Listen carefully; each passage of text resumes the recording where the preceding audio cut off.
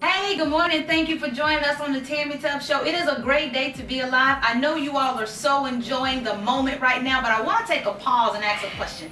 Has something ever happened in your life that maybe you thought was the worst thing ever, but it turned out for your good? Well, my guest on today is going to blow your mind. Embrace yourself. I'm not even going to introduce him right now. I'll be right back. Stay tuned. Yeah, celebration time. Ooh, yeah. It's a celebration. Bad credit? Forget it! You've just been pardoned from past credit problems because Carlock Kia issues you credit amnesty. Yes, it's true. Carlock Kia wants to finance you no matter what your credit looks like. Drive any vehicle like the 2012 Kia Sorento crossover for $0 down, $99 a month with a huge selection to choose from. Divorce? Okay. Bankruptcy? Okay. Repo? Okay. You're approved with credit amnesty. Now is your chance to buy at Carlock Kia, where everybody rides. Stuck in a lease? Car payment too high? Interest rate killing you? We can help at Carlock Kia in Tupelo. Making weekly payments? Feel like you're never going to pay off your vehicle? Carlock Kia can make a difference. With our Loan Modification Help Center, Carlock Kia will refinance your loan even if you didn't buy from us, giving you a lower interest rate and a lower payment. We can help regardless of the brand of vehicle that you're driving. Our refinance experts are standing by now. The Loan Modification Help Center, only at Carlock Kia in Tupelo, where everybody rides. Hey, thank you for joining us again on the Tammie Tubbs Show. My guest on today is Mr. Gerald Smith. How are you, sir? Thank you for joining me. You know what? I'm loving the polo. I'm loving the polo. Be true to who you are. That's true. Tell us who you are on today. On today, I am Gerald. That's me. A little bit about you. A little bit about Gerald. There's not a little bit I can say.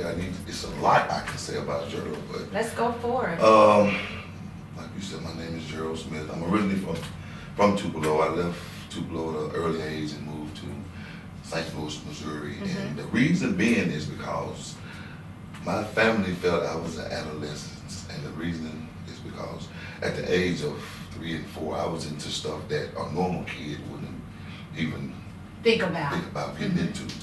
Like at the age of 2, I set the house on fire. Wow. Right, and I got the worst beating from my grandmother. And as I got older and older, I started doing more stuff that older kids would do at an age of me being 3 and 4. I was doing the stuff as if I was 11 and 12. And okay. That's when my mom saw fit. So you had a troublesome, I guess you could say, teenage life. I did. Getting into trouble. I did. Okay. I did. It was like hereditary for me. It was okay. like I was immune to it. And at the age of 11, my mom sent me to St. Louis where I stayed like 7 and a half, 8 years. And I got there and I was going to school and I found myself jumping on teachers and I had a real bad hyperactive problem. Did you have a anger issue? Yeah, and the way I feel about that is not feeling loved. Yeah. Everybody rejecting you. Not wanting to put up with you, always throwing you off on somebody else, a family member. Because when I was little, I was going from state to state living with family members. Because my mom, she was going to school and working at the same time, and she couldn't do anything with me. And my grandmother, she was sick at the time, dealing with cancer, and she had like these big cancer sores on her legs and stuff, and she really couldn't do anything with me. And my uncles, they were in the streets and stuff like that, so they were doing their thing. They couldn't spend time with me. And my dad, you know, he was being old dad, you know, so you felt neglected as a child? I did, and I felt neglected from the ones that I thought that truly loved me, and they did. You know, in the long run, growing up and really, you know what I'm saying, coming to realization of family values, they did. They just wanted the best for me, but at a young age, I had my own mind. I was already grown. You know, like I smoked my first joint at the age of 10 in the park with some older guys. You know, they was like 18, 19. Joined an organization at the age of 13 in St. Louis, Missouri, Black Gangster Disciples. It's just so much I can tell you. Wow. Age 13. Age 13. In your mind, you think that you're an adult. You can do whatever you Right. want. I don't have to answer to anyone. Right. You know, it is what it is. It is what it is. And I was the type of person, it was either my way or no way. I always had to be in control of things, even with my family. You know, if you let me control this here, or it's not gonna happen. You have any other brothers or sisters? Yes, I do. Did they follow the same path as you followed? No, they didn't. Wow. No, they didn't. Wow. Just me. Okay, so neglected childhood. Right.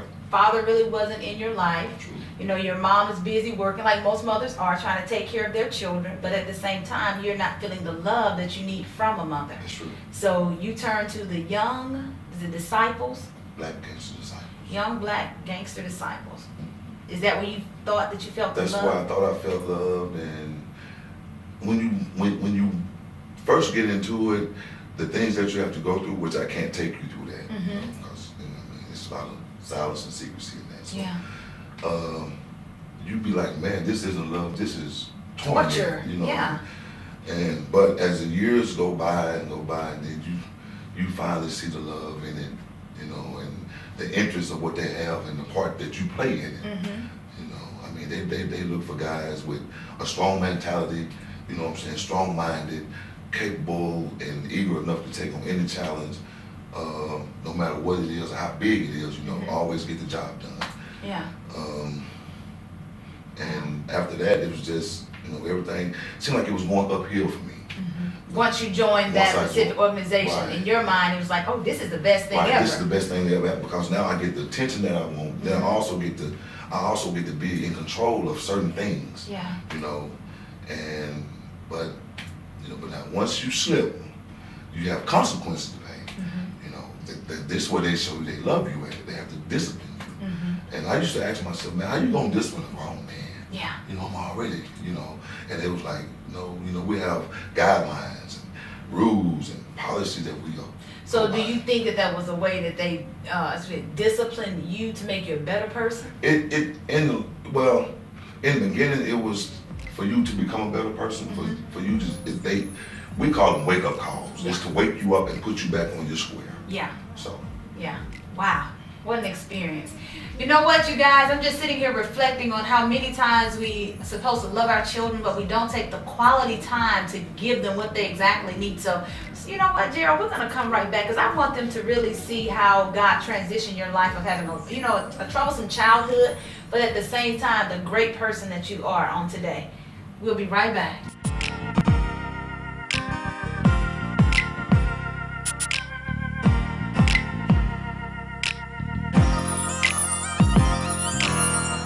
Bad credit? Forget it! You've just been pardoned from past credit problems because Carlock Kia issues you credit amnesty. Yes, it's true. Carlock Kia wants to finance you no matter what your credit looks like. Drive any vehicle like the 2012 Kia Sorento crossover for $0 down, $99 a month with a huge selection to choose from. Divorce? Okay. Bankruptcy? Okay. Repo? Okay. You're approved with credit amnesty. Now is your chance to buy at Carlock Kia, where everybody rides. Stuck in a lease? Car payment too high? Interest rate killing you? We can help at Carlock Kia in Tupelo. Making weekly payments? Feel like you're never going to pay off your vehicle? Carlock Kia can make a difference. With our Loan Modification Help Center, Carlock Kia will refinance your loan even if you didn't buy from us, giving you a lower interest rate and a lower payment. We can help regardless of the brand of vehicle that you're driving. Our refinance experts are standing by now. The Loan Modification Help Center, only at Carlock Kia in Tupelo, where everybody rides. If you're just joining us on this morning, our guest on today is Mr. Gerald Smith of Tupelo, Mississippi, and we're going to transition back into, just life itself. When you think about life, Gerald, what comes to your mind? When I think about life, How has your life been over the years? over the years, my life has been up here, living hell, just being honest with you. But it's because I made it that way. It's nobody's fault but mine. The things I involved myself in, the people I dealt with, everybody's not out for your best interest. You have people that they'll tell you one thing and they try to instill in you the things that they're telling you that's supposed to be of value for you, but they're really not. You know, in the long run, you find out that that's not what you really are. That's not what you really want to do, and this is not the place where you really want to be. Mm-hmm. And then you take off on your own initiation, and you go do what you feel like it's gonna make you happy. Mm-hmm. And you know, and the things that made me happy in life was just. So were you a partier, drinker? Oh man, I'm a big partier. Okay. And smoking, I smoked marijuana back then daily. I used to wake up to it, go to bed with it. You know what I'm saying? I would leave a little blunt in the ashtray, about that small, and wake up and smoke it. That's how I started my day. And you know, there's someone watching right now that's saying, "That's me. That's my life." But there's something that happened to you that gave you a wake-up call. I know we talked about early on how you joined the organization and they disciplined you because you were a troublesome teenager. But as an adult, you began to transition and do some other things that landed you in jail. Yeah, when I started selling drugs my 11th grade year of high school. I started out selling pills and marijuana. Back then they called them speed, like the yellow jackets and 357s and stuff like that. I would go into a family member of mine's stash and I would just rob them blind and bring it to school and sell it to the Caucasians, you know, because back then those were the ones that was doing all that stuff, you know, and the sheets of acid. I never knew what it was, you know what I'm saying? And it went from there. One day I got to fighting at the park, and I was running from the police. And my oldest brother, he's in New York now. I ran through his yard. I jumped the fence and ran through his backyard. He was outside with some more guys. And he stopped me and he said, "Gerald," he said, "Man, what's wrong with you? Why are you running?" I said, "Man, I just got through fighting out here at the park." I said, "The police chasing me." And he said, "Well, whatever it is," he said, "just go turn yourself in. I'll come get you." And I was like 18 at the time. And so I went and turned myself in. He come down there and got me out. And he said, "I got something bigger for you to do." And I'm like, "Okay, what's that?" And these two guys I never seen before in my life, you know what I'm saying? But he knew them. And he was like, "Do you know what this is?" And it was a white form substance or something at the time. I didn't know what that was. I got my blood moment then. I didn't know what that was. Clueless. Right. And so and he was like, "This here make you more money than gang banging, fighting, selling candy or whatever will ever in your life." And I'm like, wow. And he took me in the house and he showed me how to cut this little stuff up into little bitty rocks or whatever. And it's amazing the money you make off of it. I mean, it blew my mind because I've never dealt with nothing like that. The little $6, $7 you make off a pill in school back then, and the little nickel bags of weed, that wasn't nothing. So how much were you making weekly? Weekly? How much was I making weekly? Actually, where we set up shop at and where we did our business at, we were the only two besides like 3 more other guys that was on that block at the time before this stuff became popular. I was one of the first guys in Tupelo, Mississippi as a youngster, young guys, introduced to it besides my brother. Now I want our viewers to understand this. At this point, you're being introduced into the drug world. Right. What year is this exactly? This was back in 88. 88. 88. You were pulled in from just the influence of someone else of sharing with you. You can make, bank. Right. If you just do this more than you can just selling speed or yellow jacket or something like this. Yeah. So you're in awe, you're ready, you're excited because you're young, you're thinking about money. And that's all I was thinking about at the time. I never looked at the consequences behind it. I never cared really because back then I never had a conscience. I didn't have a conscience for you and nobody else.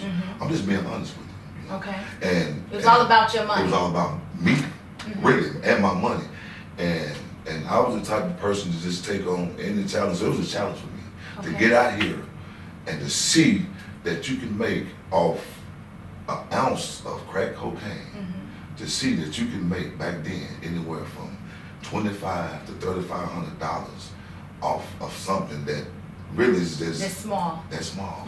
And we would we would go back and forth to Memphis 6-7 times a day, recopying, buying this stuff, coming back.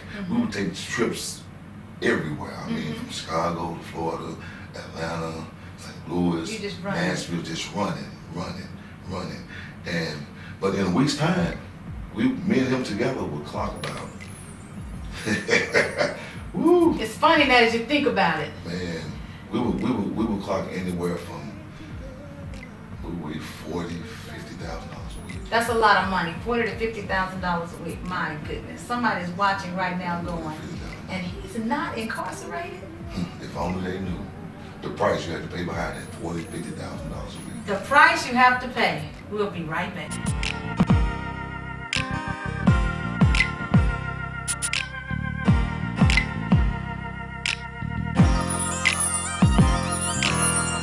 Bad credit?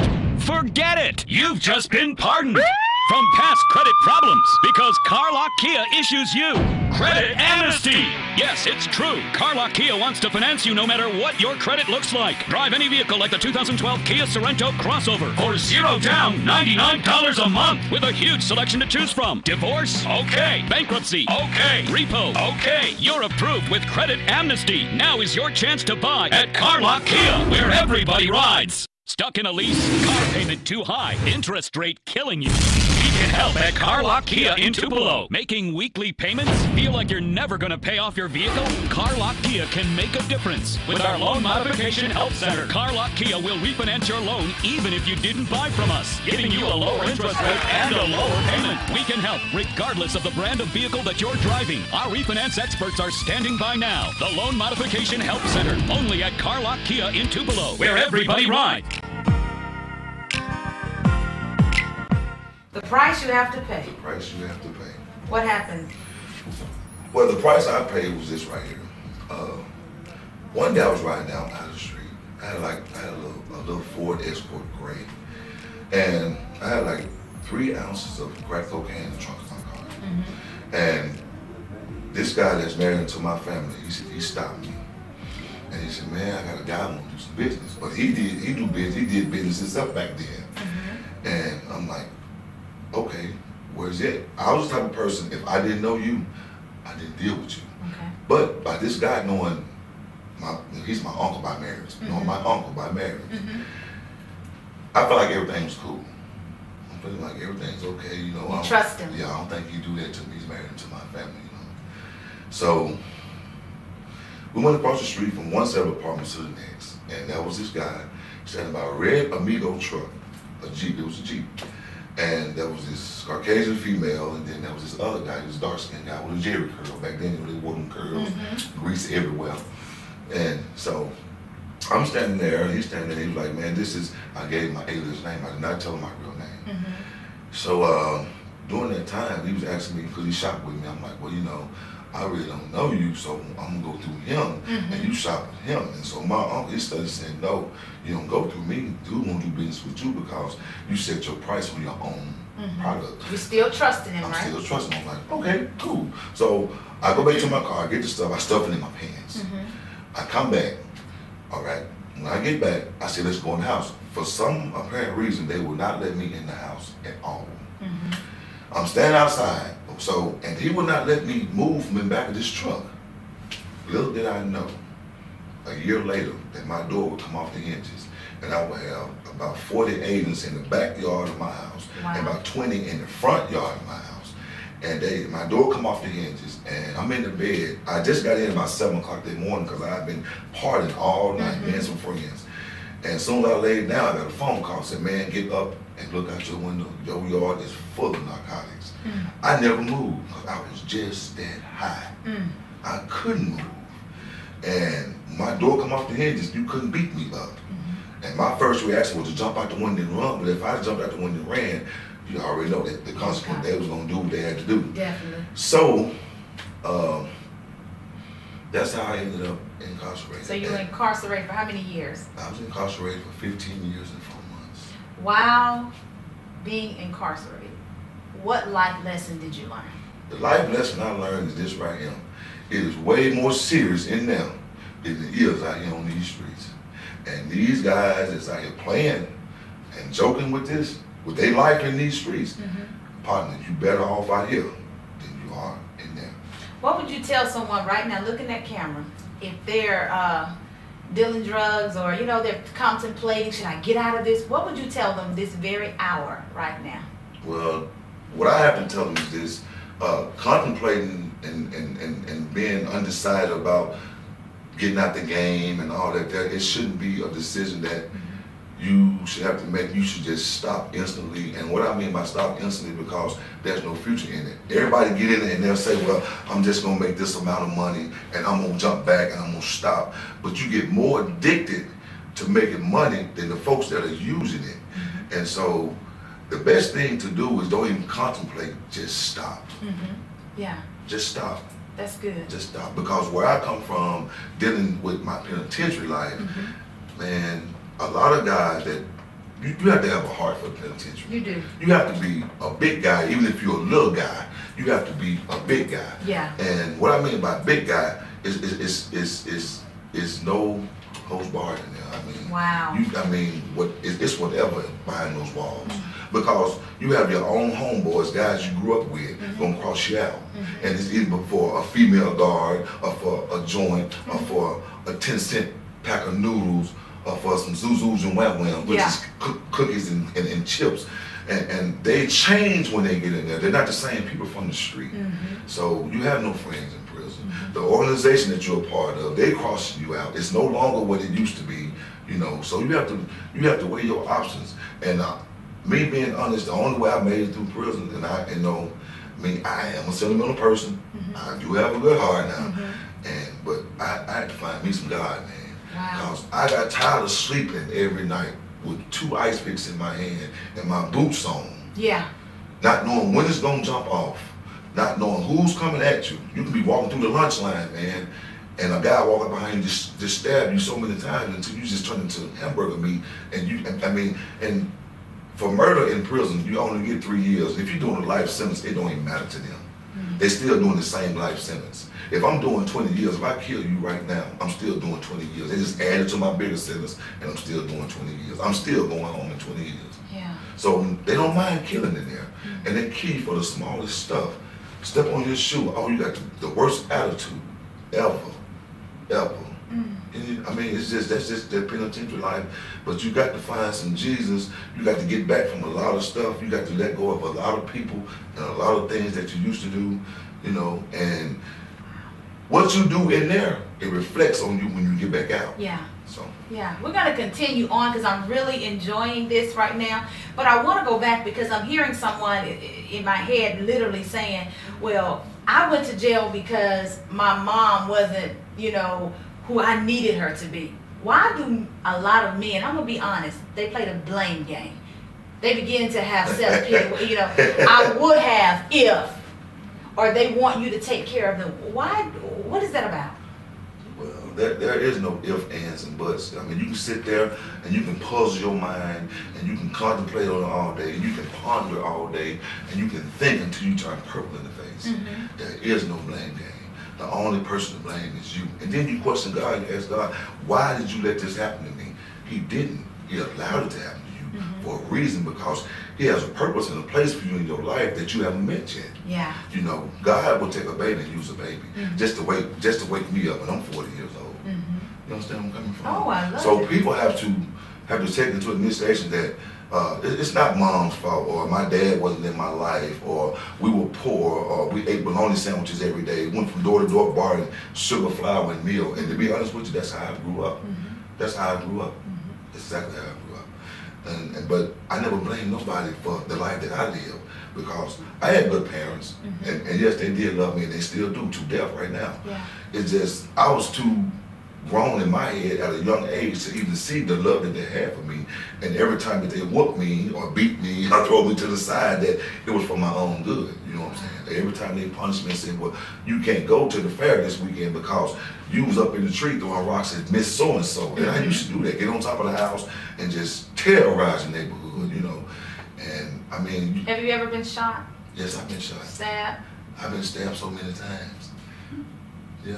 And you're still alive. I'm still alive by the grace of God, because I realized in prison that everything that I went through was for a purpose, and this is my purpose right here.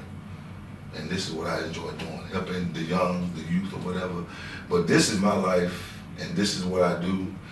And my past is my past, and I don't focus on my past because I have a future. Right. And my present dictates my future. It's how I live now is where it's going to put me in my future. And I want our viewers to understand is that, as you said, that is your past. It's not who you are. No, it's not me. You are a totally new creature in Christ. But right. before we go, I want you to address the camera one more time as far as to a brother right now that's playing the blame game.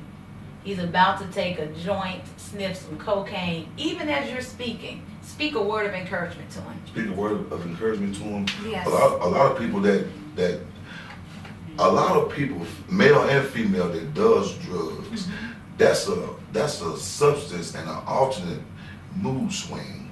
Anytime they're going through a situation or a problem or they're stressing, that's what they turn to. Mm-hmm. And the majority of the nation does that. Mm-hmm. You know, like I said, it's just like drinking coffee. It's easy to get addicted to, you know, because of the caffeine in it. So being addicted or using drugs because you think or you know for a fact that you need it, you don't need it. Yeah. You don't need it because it's a mind thing. Yeah. You know, like I told you earlier, your mind perceives, achieve what it perceives. Yes. And so if you think that you need this daily, then you're going to do it daily. And when you really don't. No. You really don't need it, man. I mean, you can find something better than that. Would you tell him right now to let it go? Yeah, no doubt. You have to let it go. I mean, that's the best thing going now. To let it go and let God. You know, that's my saying. You have to let go and let God. You have to let God. I mean, no, overnight it's not going to happen. Yeah. You're not going to change in one day. People are going to look at you and be like, man, quit faking, quit stunting, because you know you still do it. Yeah, just because I say I quit smoking dope or quit stone cocaine or quit doing what I do, don't mean 5 days later I still hit a blunt. Yeah, I still hit a blunt because I'm still struggling with it, and I'm asking God to release me from that or take that from me. So you have to deal with that daily, but the blame game of using drugs and the blame game of being incarcerated, it's nobody's fault but yours. You can't put that on mom and dad and friends in the streets or your so-called partners and friends. No, it's your fault because you make your own choice. Your life is about choices. And once you make these choices in your life, you need to be ready to deal with them. Because if it's good, it's going to show up. If it's bad, it's going to show up, but it's going to come back to haunt you in the worst way that you don't even want to deal with it. I can't even say how much I appreciate you on today. Thank you so very much. Your life is truly a testimony in itself. As we're ending the segment on this morning, I want you just to take inventory of where you are and where you want to be. The past is behind. It's time to let go and let God. I love you all so very much. I'll see you next time on the Tammie Tubbs Show. Be blessed.